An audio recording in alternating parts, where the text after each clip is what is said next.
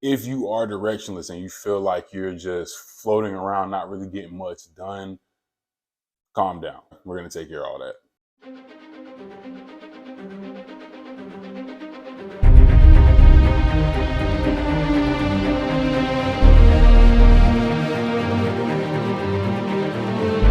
Now, obviously, we know that the early 20s for a lot of people is an age of directionlessness.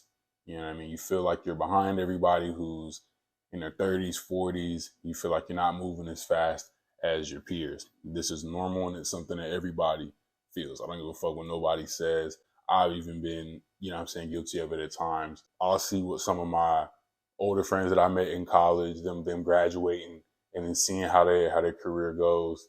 I'm like, damn, I'm still 2 years behind them. You feel me? Like I still got a ways to go before I get to where they're even at right now. It's normal. It's normal. And one thing you have to have understood is that most people in their 20s are lost.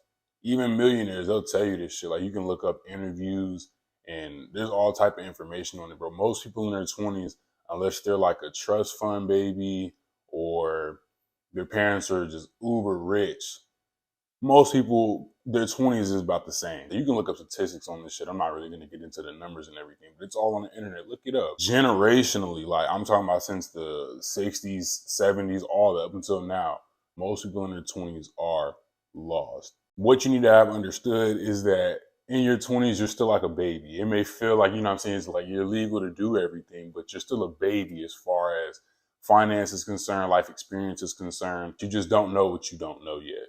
And that's okay. And like I said, you can look at statistics on it if you don't believe me. One thing you have to have understood, the phase of directionlessness in your 20s only lasts as long as you allow it. Most people, like if you look at interviews, in the 20s, it was just one decision, one or two decisions that changed the entire trajectory of where their life was going.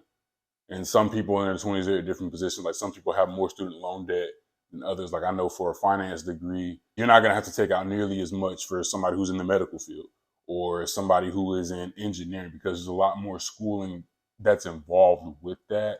No matter where you're starting at, you're on your own clock and stop comparing yourself to other people. Your time limit for when you're going to get your big break in your career is different from the man to your left and right.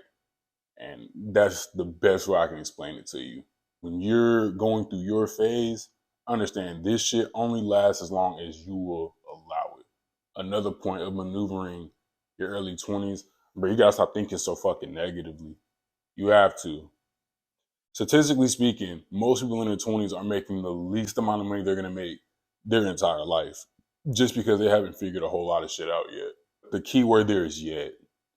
It just takes you doing the right research and having the due diligence to make sure that whatever industry you're in, you're meeting the right people, building a network that can get you to where you want to go, right? And with all of that, you can't have any space for negative thoughts. You can't, not even jokes with yourself.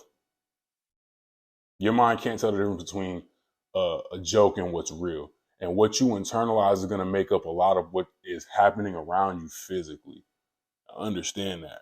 There is not one millionaire who got to where they were trying to get to thinking, oh, I'm never going to get there.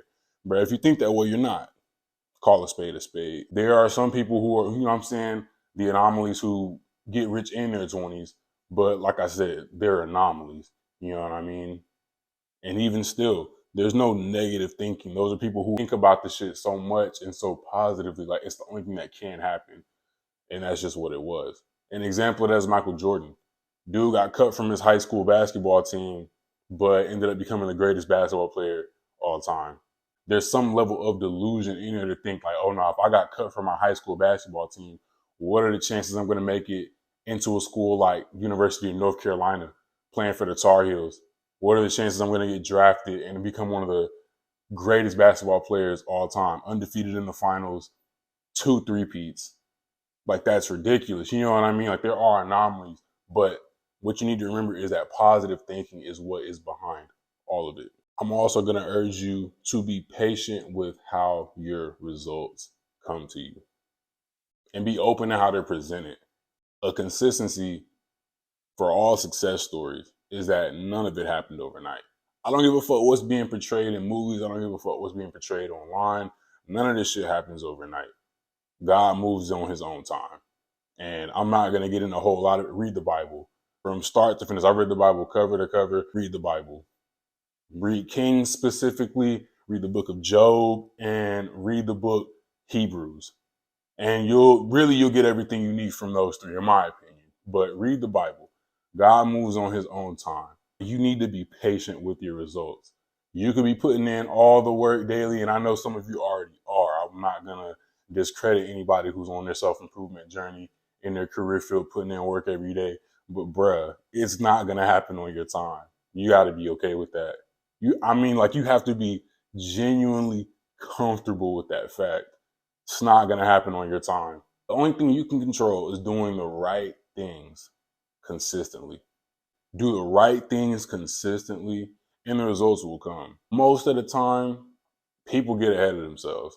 You can blare advertising and all that stuff for anything, right? But if you're not advertising a good product, it's not going to sell. And I've been in sales and I noticed when you're trying to sell somebody something, if you mess up at any point in the sale, guaranteed at the end of it, you're going to have the result that you didn't make it because you weren't selling the right way. You could have the best product. If you fuck up the sequence of events that you're supposed to go through when you're having a conversation where you're trying to sell somebody on something, a product, service, or information, the end result is going to be you not selling it or you getting that deal done. You have to focus on doing shit the right way. Don't be flashy. There's going to be a time where you can flash results and shit like that. But when you're learning something, bruh, just focus on doing this shit the right way. I guarantee you will get way further than anybody else who is doing this OD shit every step of the way. Celebrating first downs like they're touchdowns. And I want to be abundantly clear. Most of the results that you get, most of the changes that you're wanting to see in your life right now, when they come to you, it's only going to bring more discomfort because you've leveled up. Whenever you level up, bro, it brings new problems. It brings new changes. It brings new shit for you to solve. You cop a house, you got to figure out how to maneuver your mortgage and shit like that versus paying rent. Your mortgage is something that it's most people, I will say, it's like 30-year fixed loans. A rent is month to month. You don't really have to worry about 10 years from now if you're going to be in the same apartment. Does that make sense? Like, it's levels to everything. It's levels to everything. Financing a car is nowhere near the same as financing a business.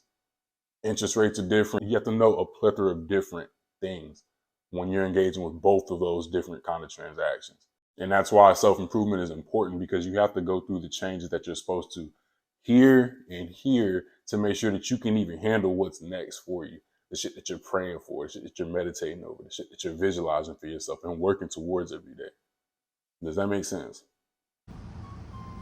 This is all just some more cold game, some free game that you're going to be needing on your self-improvement journey. Hope you enjoyed the video. Remember, on your self-improvement journey, keep your chin up, your chest out, and always keep it pushing.